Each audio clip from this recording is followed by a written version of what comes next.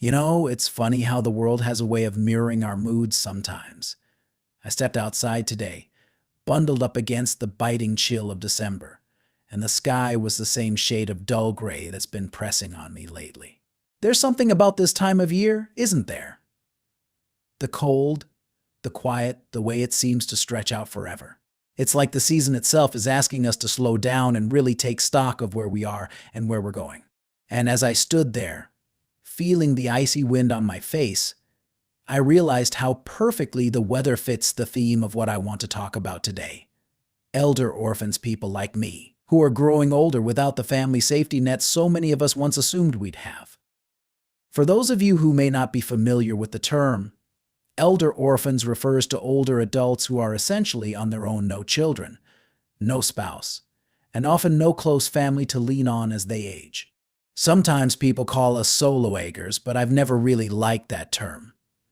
It sounds too neat, too polished, like it belongs on a brochure for some trendy retirement community. The reality is much heavier. Being an elder orphan means facing the challenges of aging without the safety net of family. It's a quiet kind of loneliness, one that can feel almost invisible in a world that's always rushing forward. I'm one of them, an elder orphan. If you're watching this, there's a chance you might be too. Or maybe you're not there yet, but you're thinking about it, worrying about what the future might hold.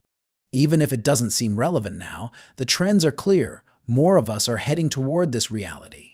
As family structures shift and society becomes more fragmented, the traditional supports we've relied on for generations are fading away. When I say elder orphan, I'm not just talking about people who've lost their parents.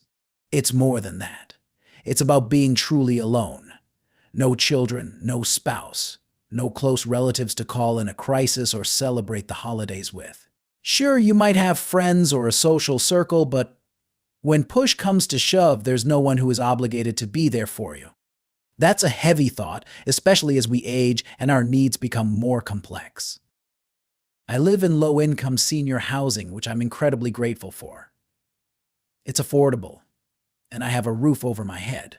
But if my health were to take a turn, if I needed assisted living or more intensive care, what then? Assisted living is expensive, and nursing homes often take every cent of your Social Security just to meet the bare minimum of care. The thought of spending my final years in a facility, with no one to visit or advocate for me, is terrifying. And I know I'm not alone in feeling this way. The thing is, our society isn't prepared for this. We don't have the social safety nets needed to support the growing number of people who are aging alone. About 12% of adults over 50 are elder orphans right now, and that number is rising. Even those with children aren't immune. Distance, estrangement, or their own life struggles can mean that even having biological family doesn't guarantee support. It wasn't always this way. When I think back to my mother's time, she grew up during the Great Depression, there was a stronger sense of community. Families stuck together. If someone was struggling, the community stepped in. My mother used to tell stories about how her family would take in neighbors or distant relatives who had nowhere else to go. It wasn't just about blood ties, it was about a shared sense of responsibility. That safety net, informal as it was, provided a kind of security that's hard to find today. Now we're more isolated. Independence is prized above all else, and asking for help can feel like admitting failure. But the truth is, none of us can do this alone, not really. Aging is hard enough when you have support. Without it, it can feel overwhelming. The statistics are daunting. Nearly 70% of us will need some form of long-term care, but most people haven't made any plans for it. No living will, no power of attorney, no financial strategy. It's not because we're careless, it's because facing these realities is hard. Who wants to think about the day they might not be able to take care of themselves? I've avoided it too, for most of my life. But as I've gotten older, I've realized how important it is to face these uncomfortable truths. For me, that starts with taking care of my health. I'm on a slow journey to lose weight and stay active. I walk every day, do exercises tailored for older adults, and try to eat as well as I can. It's not a guarantee, but it's something I can control. Social connections are another lifeline. Loneliness is a silent killer, especially in old age. I'm lucky in that I've always been a bit of a loner, so solitude doesn't bother me as much. But even I know how vital it is to have some form of connection. Friendships, neighbors, even casual acquaintances, they can make a difference. If you're someone who struggles with loneliness, I urge you to reach out. Join a group, volunteer, even just start chatting with the person who makes your coffee in the morning. Connection, no matter how small, can be a lifeline. Another thing that helps: pets. Studies have shown that having a dog or cat can improve both mental and physical health. They provide companionship and give us a sense of purpose.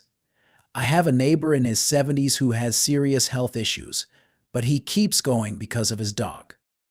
That little animal gives him a reason to get out of bed every morning, and I think that's a beautiful thing. But even with all these strategies, health, connection, purpose, the reality is that elder orphans face unique challenges. And it's not just an individual problem, it's a societal one. We need to start talking about this more, raising awareness, and advocating for changes in how we support our aging population. Things like affordable housing, better access to healthcare, and community programs can make a world of difference. So, where does that leave us? For me, it's about taking things one day at a time. I can't control the future, but I can take steps now to prepare. I started working on my living will, and I've been researching long-term care options, even though the thought of it makes me uneasy. I've also been trying to stay hopeful. It's easy to catastrophize, to imagine myself homeless at 90 or stuck in a nursing home for decades, but that kind of thinking doesn't help. Instead, I try to focus on what I can do today to make tomorrow a little brighter. This December, as the days grow shorter and the nights longer, I find myself reflecting on what really matters.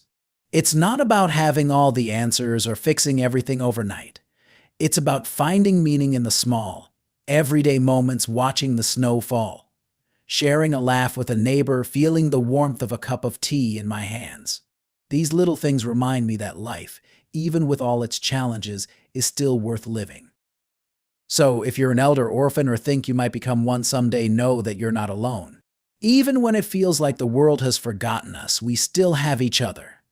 Let's keep having these conversations, raising awareness, and supporting one another in whatever ways we can.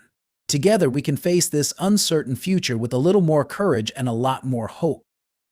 If this video resonated with you or gave you something to think about, please take a moment to like it. It really helps more people discover this conversation. And if you want to join me in exploring more topics like this, make sure to subscribe to the channel. When you do, don't forget to hit the notification bell so you're the first to know when I post something new. This is about more than just a video. It's about building a community where we can share stories, learn from each other, and find ways to face these challenges together. So if you know someone who might need to hear this message, please share it with them. Your support means everything, and it helps us keep these important discussions going. Thank you for being here, for caring, and for taking the time to be part of this journey. Together, we can make a difference. Take care, and I'll see you in the next one.